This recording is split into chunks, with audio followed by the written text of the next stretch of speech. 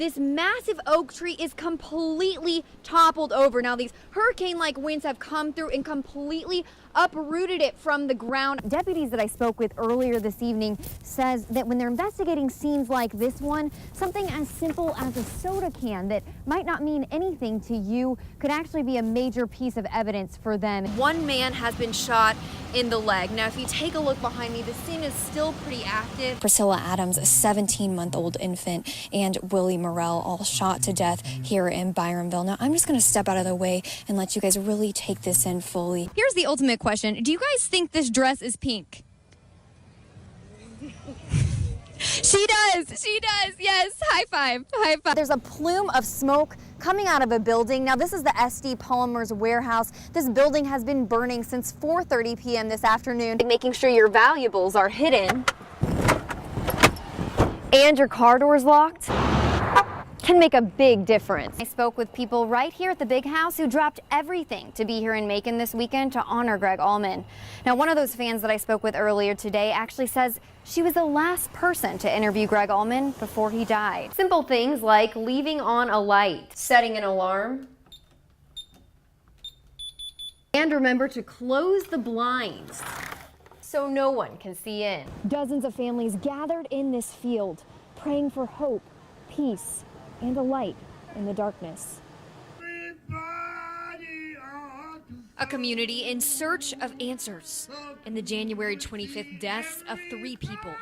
We don't do things like that. I just don't understand what could have possibly drove someone to do this. And in need of healing. It was horrible. I mean, it's the worst thing I've ever heard being here. Thursday evening, the community gathered in Byronville for a vigil following the shooting deaths of Priscilla Adams, Willie Morrell, and a 17-month-old infant. Cherie Clayton has lived in Byronville for 20 years. She says she knew she had to do something. I just want the families to know that we are thinking about them, you know, just show them some closure, pray for them, give them some peace, you know, just let them know they're not alone. Deacon Vivian Redding spoke at Thursday's vigil.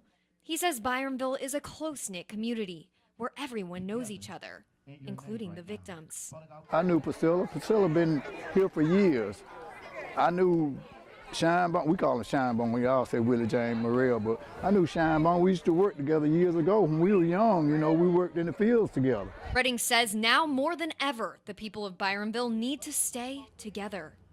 We're torn. We're torn, but we're not broken. Shannon Lilly, WGXA News. Quick and easy. They take your package and run. At least that's what Houston County deputies say this man did to homeowner Philip Strait on October 31st. Since then, people have shared this video hundreds of times. I happened to notice the video, and when I was looking, I said, hey, that looks familiar, and it was my neighborhood. Stephen Anthony lives next door on Amelia Drive in Byron and says it's a little too close for comfort. Yeah, it's kind of creepy, you know, living next door and then hearing somebody taking all the packages. He says he had just ordered a package when he heard the news, then decided to get it delivered elsewhere. Neighbors I spoke with tell me they worry that if this could happen to one house, then it could certainly happen to all of the others. Captain John Holland with the Houston County Sheriff's Office says they have identified a suspect, but are waiting for more information before moving forward with arrest warrants. He says the security camera video played a major role in identifying the suspected thief. Without either an eyewitness or, in this case, video footage, we really wouldn't have had anything to work with in this case unless we could have tracked items that were stolen. Anthony says he's now going to protect himself. That's definitely put the icing on the cake. I'm definitely getting cameras in the house. In Houston County, Shannon Lilly, WGXA News. Mr. Martin, as far as we can establish, had done nothing wrong. A walk down the road that cost 58-year-old Yuri Martin his life in July. Friday, District Attorney Hayward Altman announced he will be presenting charges against Washington County deputies Michael Howe, Henry Copeland, and Rhett Scott to a grand jury in December. Charges against them include felony murder, involuntary manslaughter, false imprisonment, aggravated assault, simple battery, and reckless conduct. Altman says Martin died after at least one of the deputies used a stun gun on him.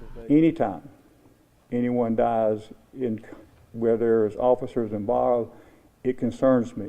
Altman says he filed charges after reviewing the GBI's investigation into the case and an autopsy report he received Monday. He says the medical examiner determined Martin died from a heart attack. It is our belief that the sheriff's deputies who have been terminated are responsible for the wrongful death of Yurley Martin. Martin's family lawyers are now pursuing a civil case into his death. They say Martin was in Deep Step on his way to see his family, about 12 miles from his destination when deputies stopped him. We would hope that at some point we could finish his walk. Washington County Sheriff Thomas Smith says deputies violated multiple procedures. I will not tolerate this kind of behavior in my department. And if anyone in my department violates standard operating procedures, then they will be disciplined.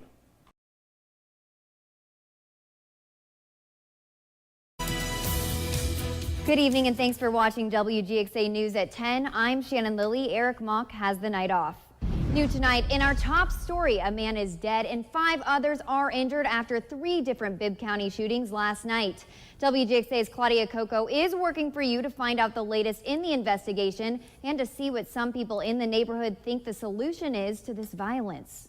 All 3 shootings are still under investigation by the Bibb County Sheriff's Office. If you have any information about this case, call Macon Regional Crime Stoppers at 1-877-68-CRIME. Well, all new tonight, a Bibb County man is in jail for burglarizing a home. That's this man on your screen. He is 44-year-old Daniel Clayton Hobbs. This morning, deputies responded to the call at a house on Waverland Drive. When they got there, they found the front doors open and a Chevy Trailblazer in the driveway. After searching the area, they found Hobbs in the woods behind the house. He was arrested and taken to the Bibb County Jail. Tonight, thousands of people who evacuated from the Florida Keys ahead of Hurricane Irma are finally able to return to their homes, or what's left of them. Homeowners in the Upper Keys were let back in Saturday. The rest were cleared to go home today. But city leaders say residents need to be prepared for the conditions that will greet them. Just over 800,000 people are still without power in Florida. It's the first time that number has dropped below 1 million since the height of the storm. Well, turning things over to weather, let's check in with meteorologist Matt Mackey in Storm Track Central. Matt, what can we expect for our upcoming week? I'm thinking well, this evening, the Ocmulgee National Monument in Macon is wrapping up its annual Ocmulgee Indian celebration. Native Americans from across the country came to Middle Georgia for the event. That's including the chief of the Muskogee Creek Nation. WGXA's Matt Mackey was in attendance. Well, thanks for that report, Matt. New tonight, Haley Cox, the girl diagnosed with debilitating seizures, is finally able to enjoy her brand new castle. The Cox family is known for Haley's Hope. It's a law that allows people with certain life-threatening conditions to get access to cannabis oil. While dealing with Haley's condition, they also had to deal with a house that had burned down. Through the help of the community and more than a few volunteers, the Cox's home is now finished in Culloden. Jacob Patton, the CEO of Allstate Electric, says it's great to help a family in need. The Cox family finally has a home that functions for them. They like to call it Haley's Castle. They say since they put new air conditioning in, Haley's breathing has gotten better. Well, coming up on WGXA News at 10. Hazing is dangerous, irresponsible, and unacceptable, and it will not be tolerated at LSU, period. A student is dead after an alleged hazing incident. Straight ahead, the charges the fraternity now face.